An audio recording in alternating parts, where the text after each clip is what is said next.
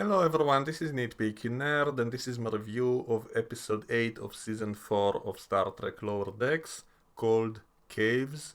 And this episode is making fun of the many different episodes in all the Star Trek shows which were set in a cave. Always, someone gets stuck in a cave and his comm badge isn't working because there's some special unknown mineral that blocks all the signals. And always there's some kind of threat inside the cave, either an alien or people just hallucinating an alien or some other mystery, some kind of science fiction idea. So this episode is kind of combining all those different ideas from the many different kinds of episodes set in a cave all into one episode. And they also do it in a kind of a clip show way by making different characters tell stories of past adventures which we haven't seen before, which were also set in a cave, and that way we have a variety of a few different stories.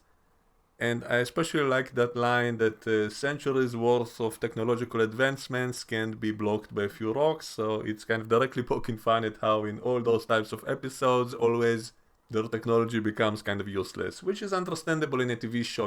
If it was more realistic, then there would be no story because they'll always be able to get out of any situation. So it's kind of a necessity of a TV show to limit the character's abilities, simply to put them more in danger, more in a stressful situation, and all of that. So I like how they kind of poke fun at that. Overall, this episode was kind of average. There were not a lot of jokes which I found funny. There was one gory kind of joke that I did like. I'll get to that later. And also, Mariner was once again being annoying. And that's probably my biggest issue with this whole show. Most of the main characters are actually likable and lovable, except for Mariner, who I get it that it's supposed to be funny, all the stuff she's saying, but most of the time it's not really funny, it's more annoying. And it was okay in those episodes in which the show itself acknowledged her behavior as being problematic, and those episodes in which she kind of learned a lesson, which you think will make her finally grow up and stop behaving that way. And yet she didn't actually change. She stays the same way. She's still being annoying, always making fun of everyone, always being so overconfident. And even the way she talks, like she keeps using shortcuts kind of like in modern language when they tell her that we're going on a mission together, and she asks, "What's the mish?" And that reminds me of some of the dialogue in Discovery and Strange New Worlds when characters talk like that, today's youth and all of that, which doesn't really fit in the universe of Star Trek, which is supposed to be centuries in the future.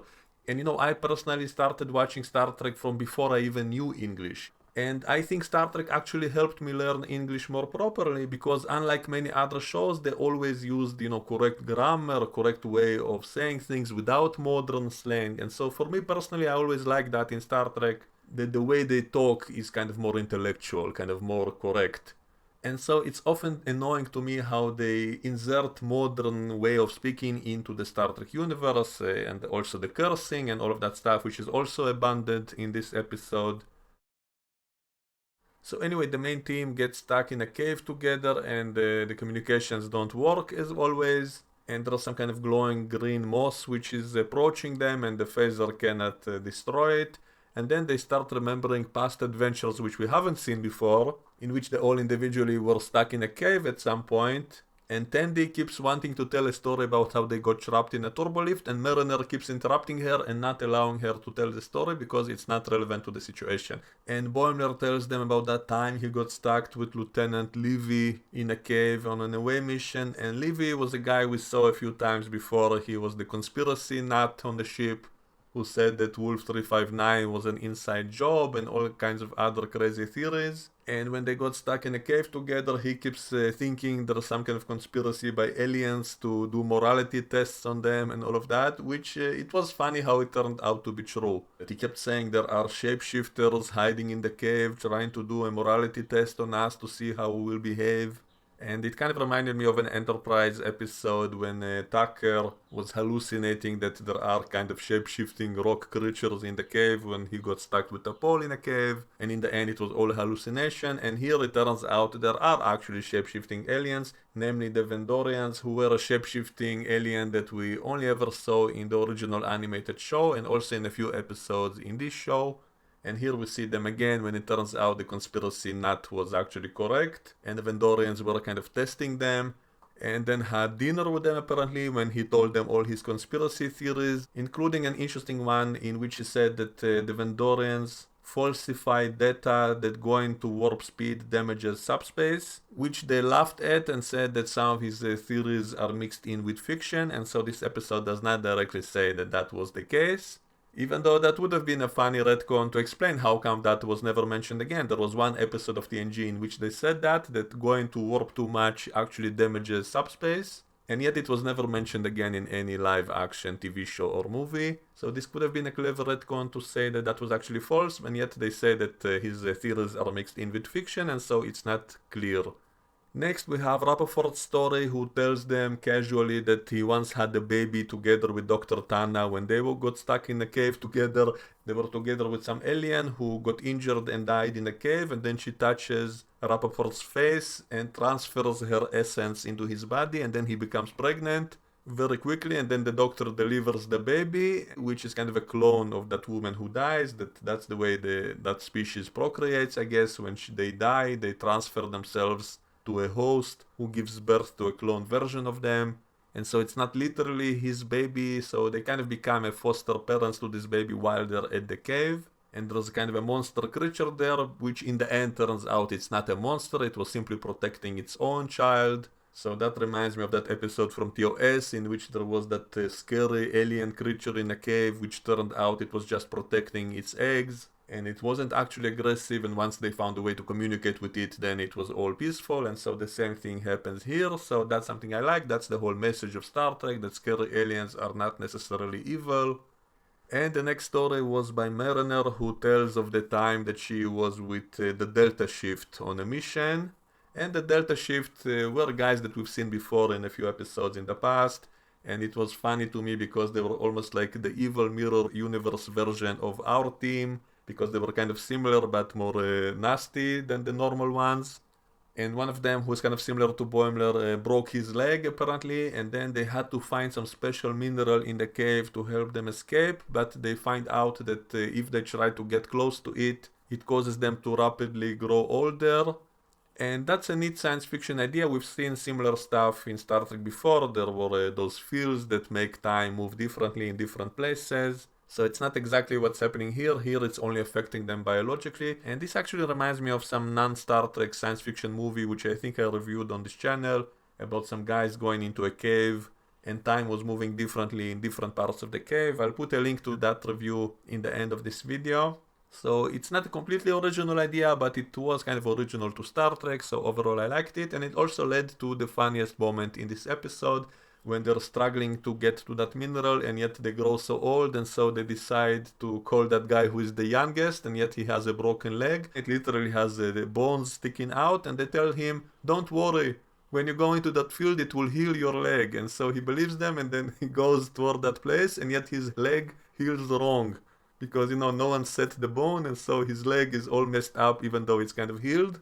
And so it gets worse and worse the closer he gets to it, and in the end one of the other guys finds the mineral in some other part of the cave, which makes you younger the closer you get to it. So all of that was kind of funny, especially the leg part, which was kind of gory and nasty, but as I explained before, I personally like that kind of humor because it's so outrageous.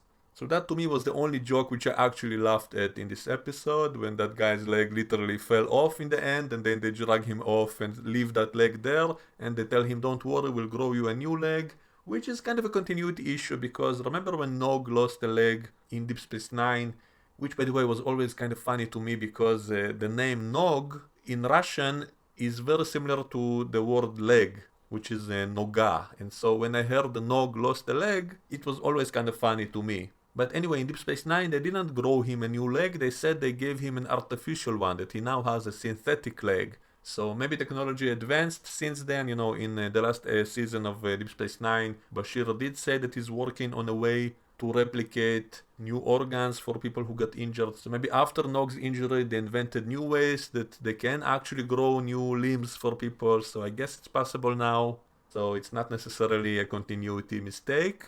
So anyway, when it cuts back to the present, we see that green moss is now surrounding them and grabbing them, almost consuming them, and then it turns out it's an intelligent creature which wants to hear more stories, and so it wants to hear Tandy's story that she kept trying to tell, and Mariner keeps interrupting, and so the green moss demands that Tandy also tells her story.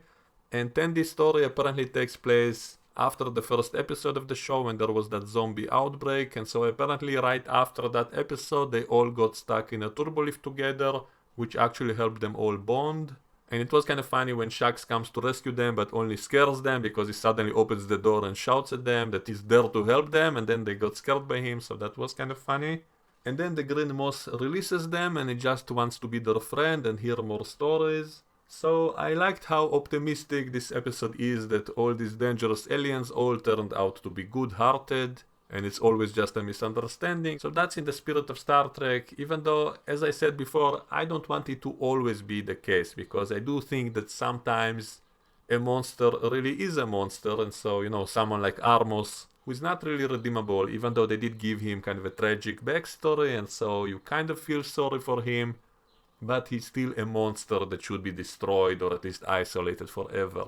And so as much as I love the optimistic approach, I don't think it always has to be that way. So a few times, once in a while, it's okay to show a villain who truly is a monster, and it's not always possible to make friends with your enemies and all of that. So it's something that annoys me a little bit recently, that suddenly all the bad guys are always good at heart in the end. And maybe it's the influence of recent events in my country, but it's kind of annoying to me how suddenly there are no real villains at all. I don't like the one-dimensional villains. I don't like when a monster is just a monster. I'm okay with some complexity, some gray area, but having actual evil villains once in a while is okay as well. You don't have to always make them out to be good guys in the end. Having actual evil villains is okay once in a while, so I don't want it to be all the time, and I'm okay with what this show is doing in the spirit of the old Star Trek shows, that villains are actually, misunderstood aliens, that once you learn to communicate with them, then you can solve all the problems, or it's some kind of mother creature protecting its children, or it's some alien that is testing you out either out of curiosity or as kind of a morality test or whatever. So all of these ideas existed in all the other Star Trek shows, so it's a nice tribute, but I would want to see at least one actual villain, at least maybe in the end of this season we'll see who were the villains in that ship that is destroying or kidnapping all those other ships in the galaxy. So maybe in the end of the season we'll get to see an actual villain and not just a misunderstood monster which is not actually a monster.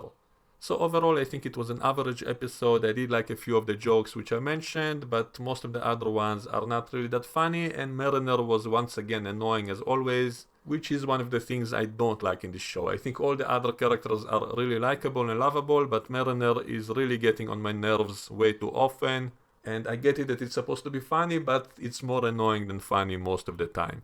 So that's my opinion. Let me know what you think and we can discuss it in the comments below, and I'll see you all next time. Bye bye.